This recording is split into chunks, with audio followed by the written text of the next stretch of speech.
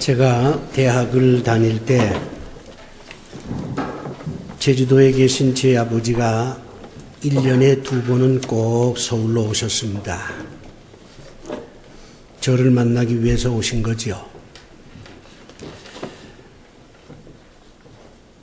아버지가 올라오시면 여러 가지 이런저런 얘기를 많이 나누었습니다.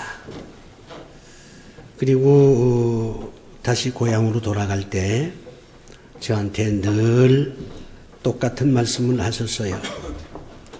열심히 살라. 이게 제 아버지가 대학 4년 동안 저에게 주신 말씀입니다. 열심히 살라. 그리고는 고향으로 내려가셨어요. 전 열심히 살려고 했습니다. 그런데 어머니는 한 번도 열심히 살라는 말씀을 안 하셨어요. 저희 어머니는 저한테 조심해라 그런 말씀을 자주 하셨습니다. 어머니는 왜 조심하라고 말씀을 하셨을까? 이 조심이라고 하는 단어의 뜻을 우리가 한번 살펴볼 필요가 있습니다. 조심이란 말은 이 마음을 한쪽으로 모은다는 뜻입니다. 이 정신이 산란해지는 게 아니라 정신을 한쪽으로 모아서 사방에 있는 여러 가지 위험적인 요소를 잘 분간하고 그리고 넘어지지도 말고 그래서 목표를 이루라 그런 뜻이에요.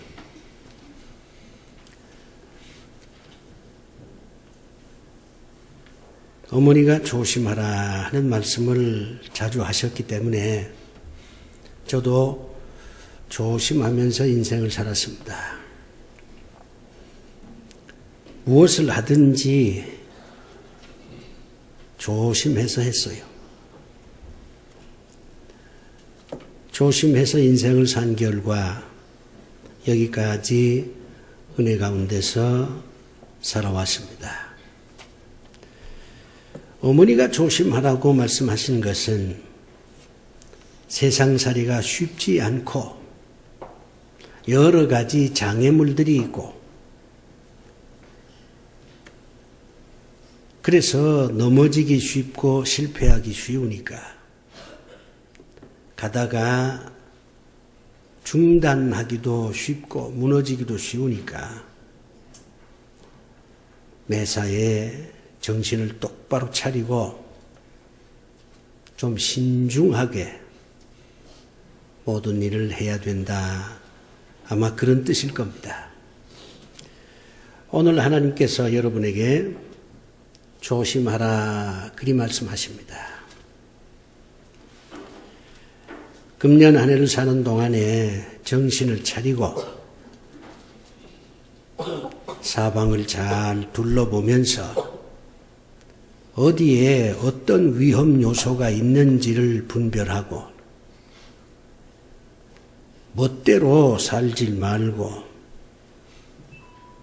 하나하나 잘 헤아리면서 살아가라. 그렇게 하나님께서 말씀하십니다. 왜 그럴까요? 살기가 점점 어렵기 때문입니다. 우리의 정신을 분산시킬 수 있는 그런 요소들이 우리 주변에 많이 있기 때문입니다. 잘못하면 중간에서 무너질 수 있기 때문입니다. 목표를 정한 것까지는 좋으나 조심하지 않으면 그 목표를 이룰 수가 없기 때문입니다. 그래서 하나님께서는 여러분에게 조심하라 그리 말씀하십니다. 여러분 얼마나 인생을 사는데 자신이 있습니까? 아마 여러분들 가운데 자신 있다는 분도 계실 거예요. 돈도 어느 정도 있고 배운 것도 좀 많고 직장도 안전하고 뭐 자녀들도 잘 자라고 이것저것 좀 생각해 보니까 이만하면 되겠다. 그런 생각을 하시는 분들이 계실 겁니다. 여러 가지 여건이 좋아서 금년에는 틀림없이 내가 뭔가 큰 것을 얻을 수 있을 것이다. 그렇게 기대하는 분도 계실 거예요. 그런데 하나님께서는 그런 여러분들에게 조심하라. 그렇게 말씀합니다. 우리는 내일 일을 알 수가 없습니다. 내일 무슨 일이 생길지 아무도 예측을 못합니다. 그렇기 때문에 그 미지의 세계로 가는 우리가 필요 이상 자신만만하게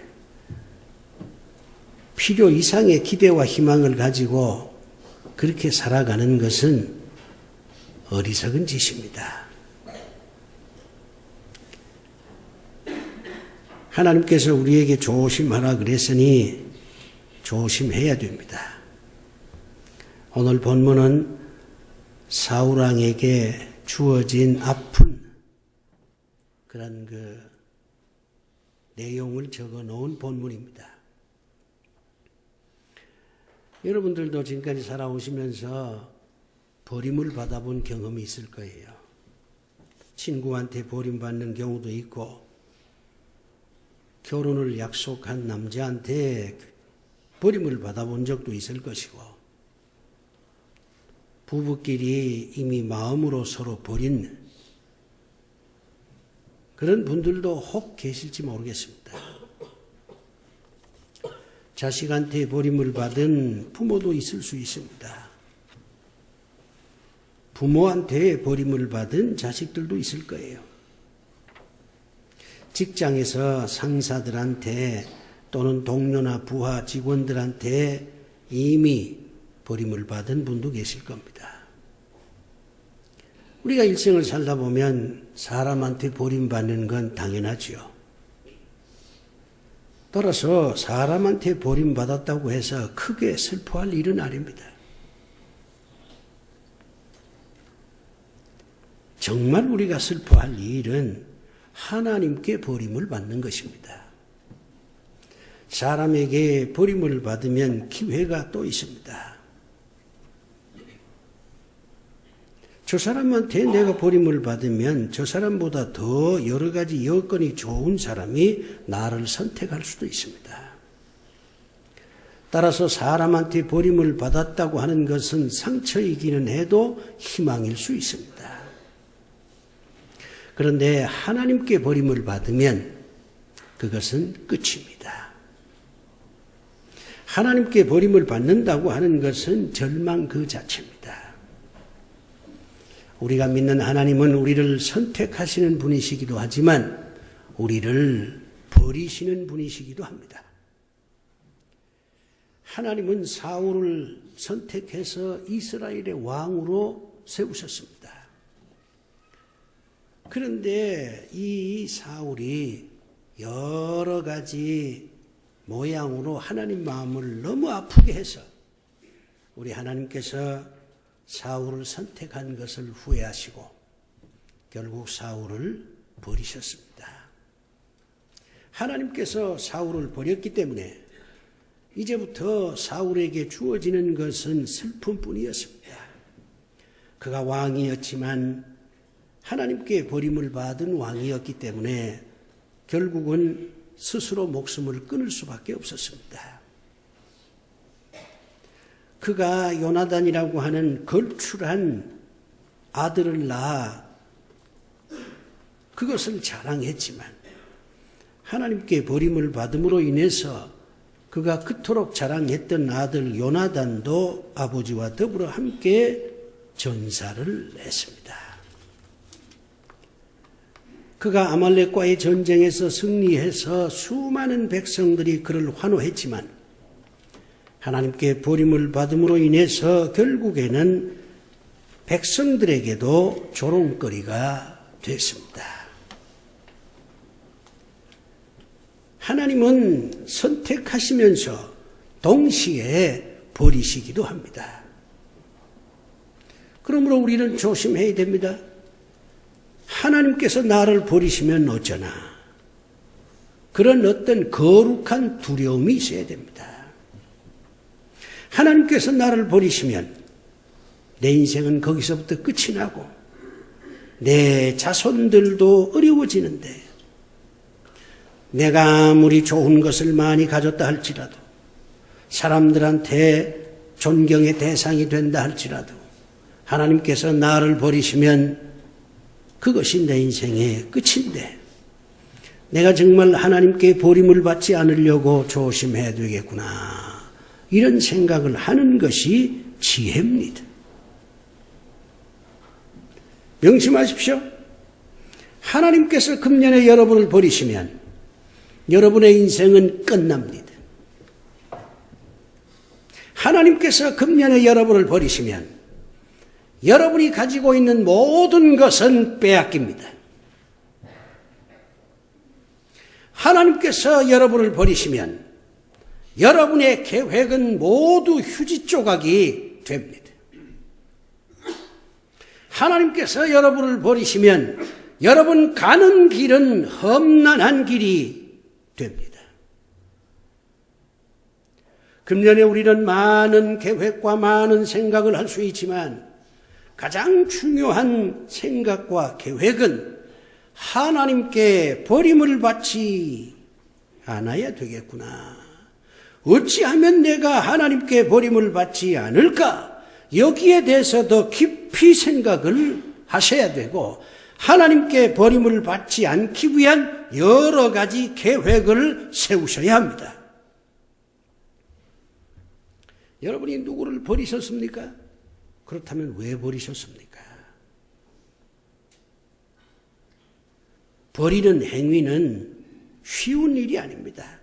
인간이 누구를 버린다고 하는 게 쉬운 게 아니에요.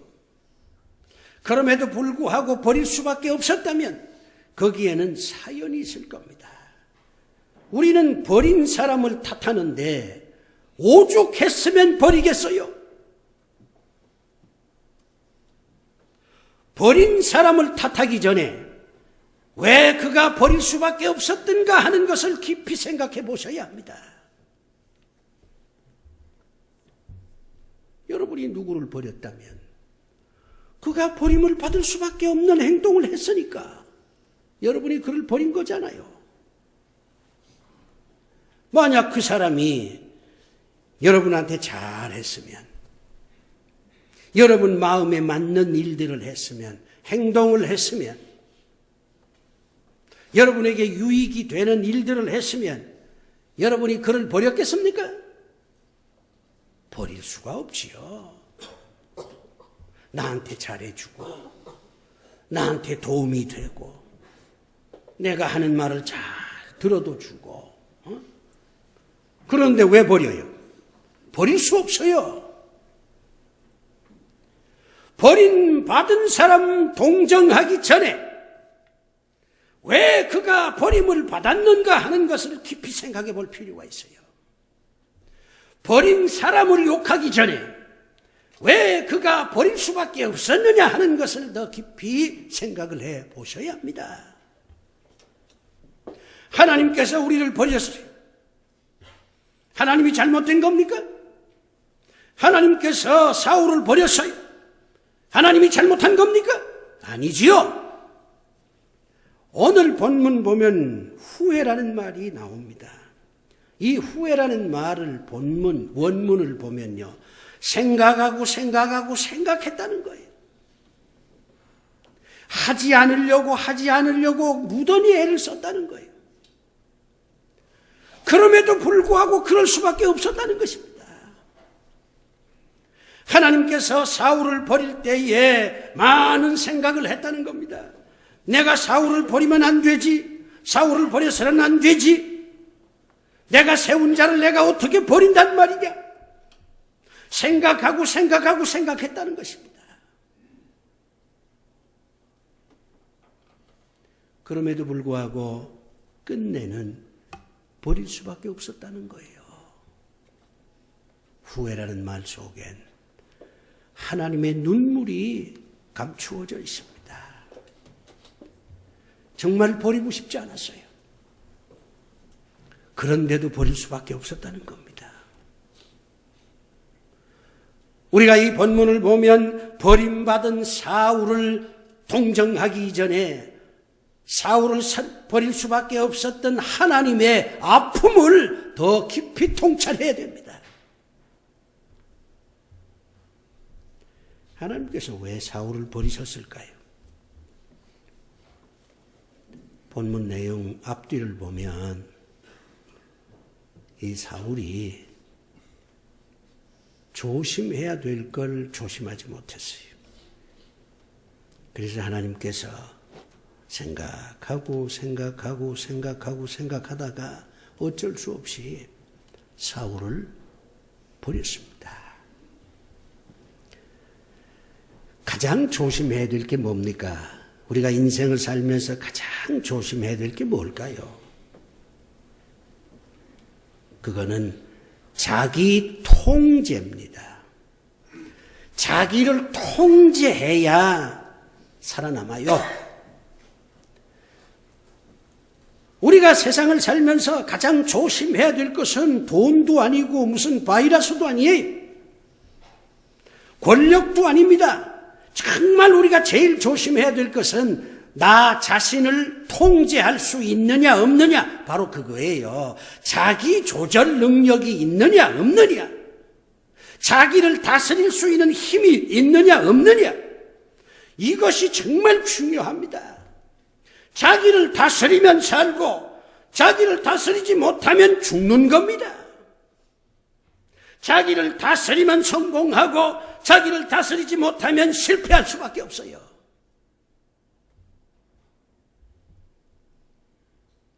사울이요, 왕이 됐어요.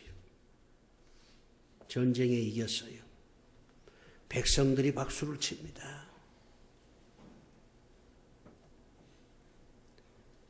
바로 이때 사울이 조심해서 자기를 조절하고 통제를 해야 되는데 그걸 못했어요. 그는 오늘 본문 보면 자기를 위해서 기념비를 세웠다, 그렇게 성경에 기록되어 있습니다. 자기를 위해서 개선문을 세운 겁니다. 나는 프랑스 파리에 가서 나폴레옹이 세웠다는 개선문을 보았습니다. 정말 웅장하고 아름다운 개선문입니다. 그러나 그 개선문을 세운 나폴레옹의 종말이 어찌 됐습니까? 그냥 외롭게 죽었어요. 개선문을 세웠다고 하는 것은 자기 자랑입니다. 개선문을 세웠다고 하는 것은 교만입니다.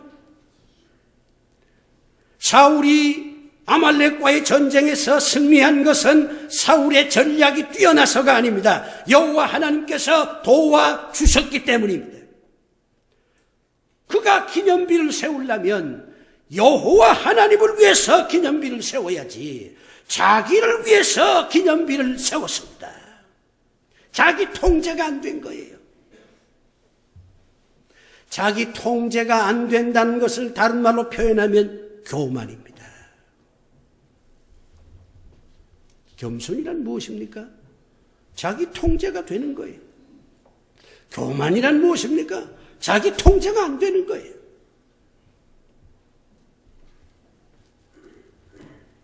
여러분, 금년에 여러분 자신을 잘 통제하셔야 됩니다. 좋은 일이 있고 기쁜 일이 있고 신나는 일이 있고 만사가 형통할 때 고개 숙이세요. 그럴 때마다 조심하셔야 됩니다. 여러분 자신을 위해서 뭘 하려고 하기보다는 하나님을 위해서, 이웃을 위해서 뭔가를 하려고 노력을 하셔야 됩니다. 그러면 절대로 하나님은 여러분을 버리지 아니하십니다. 자기 통제가 안 됐다는 또 하나의 증거는 그는 아말렉과의 전쟁에서 승리하고 난 다음에 하나님께서 그 아말렉 그 모든 소나 양이나 모든 짐승을 다 죽이라 그렇게 명령을 내렸어요. 근데 사울이 전쟁에 승리하고 난 다음에 그 전리품을 보니까 뭐 대단해요. 소, 양이 얼마나 많은지 몰라. 거기에 아주 살찐 소도 있고 아주 정말 먹음직스러운 그런 양들도 있고 말이요. 사울이 어찌한 줄 아십니까? 그 가운데 아주 살찐 것을 다 숨겨놓았습니다. 아주 먹음직한 소나 양이나 염소를 따로 숨겨놨어요. 그리고 나중에 자기가 그것을 잡아먹으려고 했습니다. 자기 소유로 삼으려고 했어요. 욕심이죠. 이게 자기 통제가 안 됐다는 얘기예요. 인생은 욕심이 있어야 합니다. 욕심이라고 하는 것은 삶의 원동력입니다. 추진력입니다. 욕심 없는 사람은 결국 끝까지 앞으로 나갈 수가 없어요. 그런데 문제는 자기를 위한 욕심, 이게 문제라 그 말이에요. 사울이 사무엘 보고 거짓말을 합니다. 내가 이렇게 소나 양을 숨겨둔 것은 이렇게 창고에 말이지 우리의 보관해 둔 것은, 갖춰놓은 것은 하나님 앞에 제사 드리기 위해서 그런 겁니다. 그렇게 거짓말을 했어요. 사실은 그게 아니거든요. 자기를 위한 거예요. 여러분이 금년에 욕심을 내고 좀 사세요. 욕심이 있어야 열심으로 할 수 있지요. 욕심이 있어야 추진력도 생기고. 그런데 그 욕심이 여러분 자신을 위한 욕심이면 안 됩니다. 하나님을 위해서 좀 욕심을 내보세요. 이웃을 위해서 뭔가 선한 일을 많이 하겠다. 그런 욕심을 좀 내보세요. 사업하는 분들 돈 많이 벌어서 나 혼자 다 갖겠다. 그런 욕심을 갖지 말고 돈 많이 벌어서 나와 더불어 함께 일하는 종업원들한테 단돈 10,000원이라도 더 줘야 되겠다. 그런 욕심으로 사업해보세요. 자기를 위한 욕심을 필요 이상으로 가지면 하나님께 버림을 받습니다.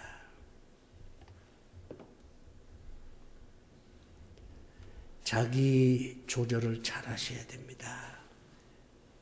여러분이 자기 통제, 자기 조절, 자기 절제를 잘 못하시면 정신은 분산이 되고 유혹에 넘어가고 여러 가지 실수를 반복하게 될 것이고 결국 하나님께로부터 버림을 받게 될 것입니다. 금년 한 해에 우리의 행복이나 불행, 성공이나 실패는 딱 하나에 좌우됩니다. 이거 하나면 모든 게 다 끝나요.